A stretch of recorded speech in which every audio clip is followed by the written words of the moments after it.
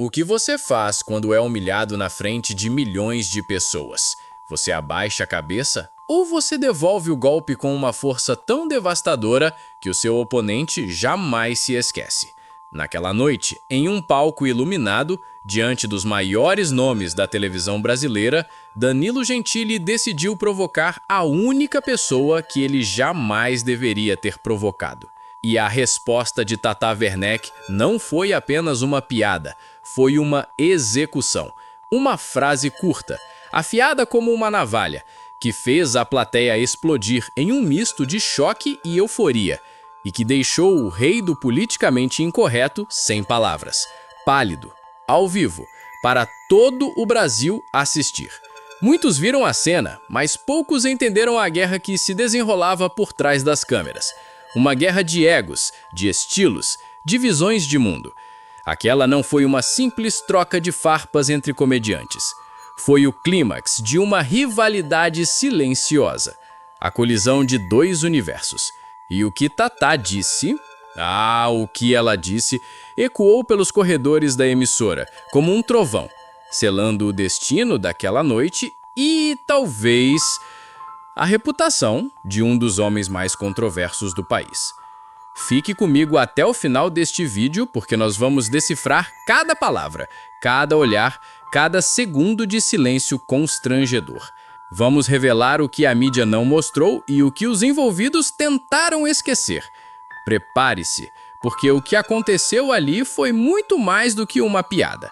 Foi um checkmate. Para entender a dimensão daquela noite, precisamos entender quem são os gigantes que se enfrentaram. De um lado, temos Danilo Gentili, o homem que construiu um império com base na polêmica.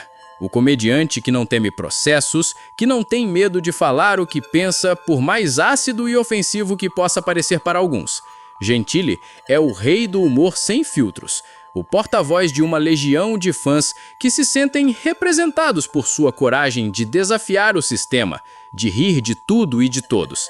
Ele é o apresentador de noite, no SBT, um programa que se tornou um reduto da direita e dos críticos da chamada patrulha do politicamente correto. Gentili não é só um comediante, ele é um símbolo de confronto. Do outro lado, temos Tata Werneck. À primeira vista, ela parece inofensiva.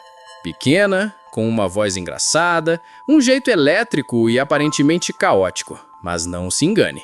Por trás daquela metralhadora de piadas rápidas e improvisos geniais, existe uma das mentes mais brilhantes e afiadas da televisão brasileira. Tata é a rainha do timing, a mestra do humor inteligente que desarma o oponente sem precisar usar um único palavrão.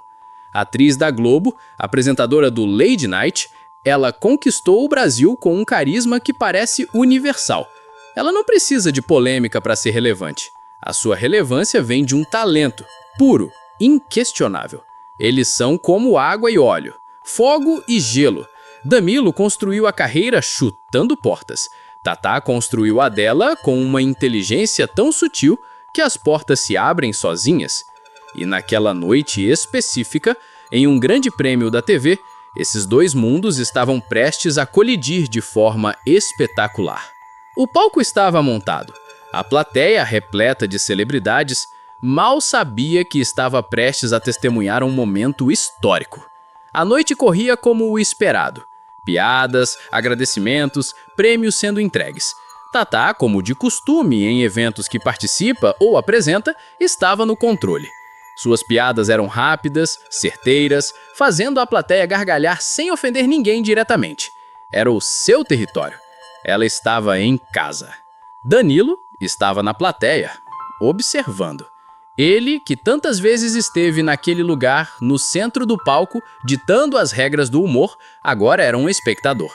Mas Danilo Gentili nunca é apenas um espectador.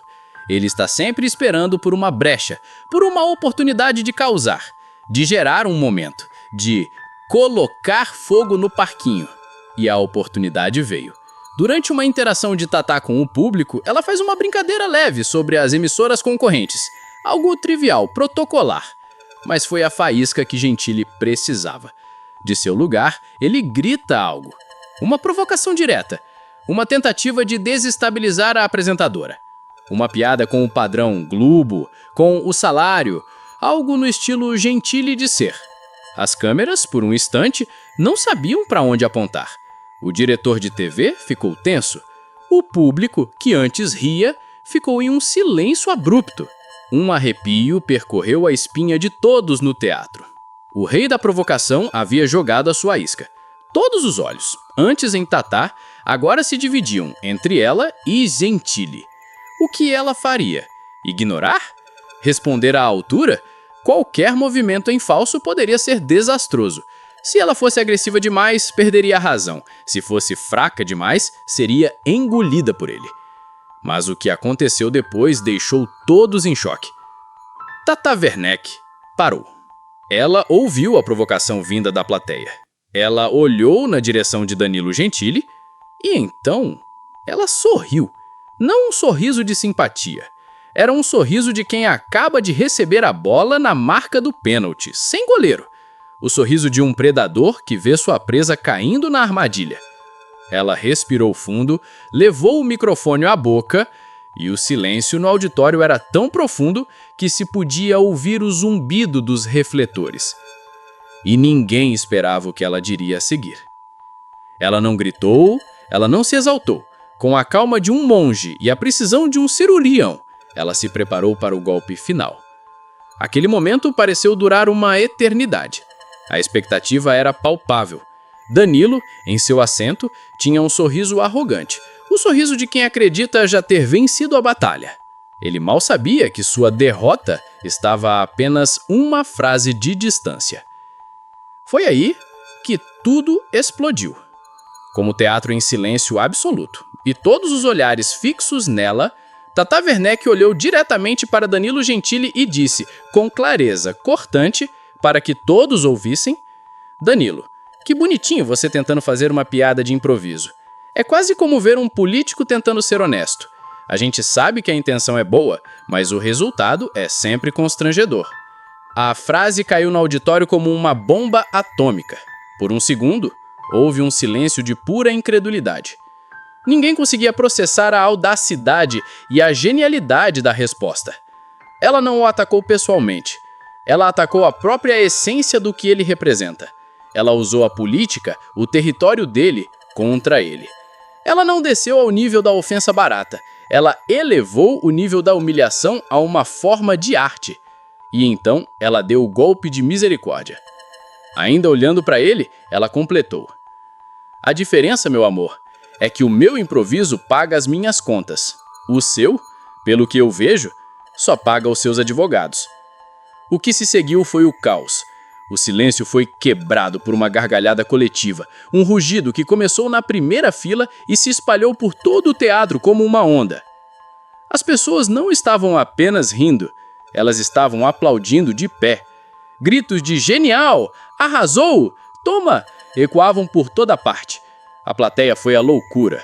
As celebridades, os colegas de profissão, todos estavam em êxtase, testemunhando o que acabou de acontecer.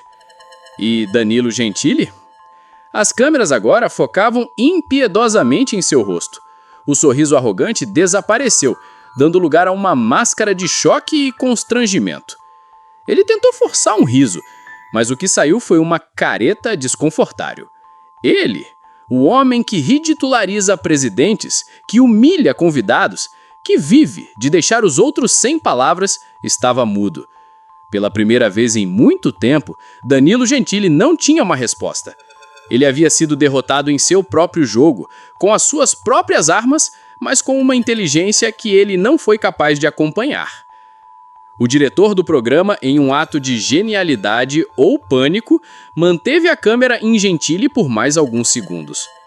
Segundos que pareceram horas. Cada frame capturava o desconforto, a humilhação pública, a derrota incontestável. Tatá, por sua vez, simplesmente deu uma piscada para a câmera e continuou o show, como se nada tivesse acontecido. A rainha havia defendido seu trono, e o bobo da corte havia sido colocado em seu devido lugar. O que assistimos naquela noite foi muito mais do que uma troca de farpas.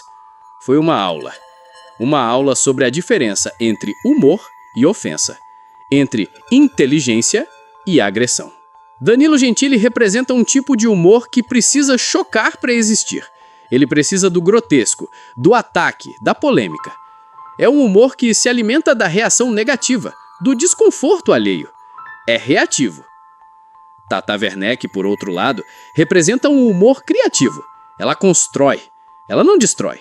Sua mente trabalha em uma velocidade assustadora para criar cenários, para encontrar a piada na situação e não na humilhação do outro.